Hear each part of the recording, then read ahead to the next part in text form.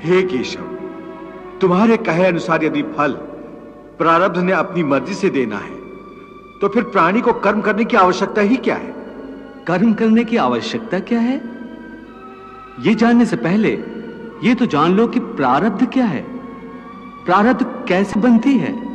हे केशव, प्रारब्ध क्या है उसे जानने में क्या मुश्किल है? यह तो सीधी सी बात है कि जो भगवान की इच्छा है वही मनुष्य का प्रारब्ध होती है। नहीं अर्जुन, नहीं, यह धारणा सत्य नहीं है। क्यों सत्य नहीं है? क्योंकि मैं किसी के प्रारब्ध नहीं बनाता, ना मैं किसी प्राणी के कर्म अथवा कर्म फल के हिसाब में दखल देता हूं। इसलिए प्राणी की प्रारब्ध बनाने में मेरा कोई हाथ नहीं होता। फिर कौन बनाता है प्राणियों का प्रारब्ध? प्राणियों के अपने कर्म।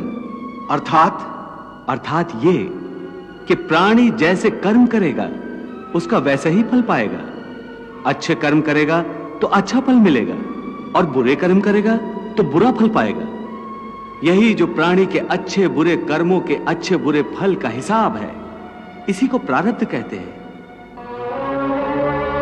अपने पुण्य कर्मों के फलस्वरूप सुख और अपने पाप कर्मों के फलस्वरूप दुख प्राणी को इसी जन्म में या अपने अगले जन्म में भोगना ही पड़ता है, वो टल नहीं सकता।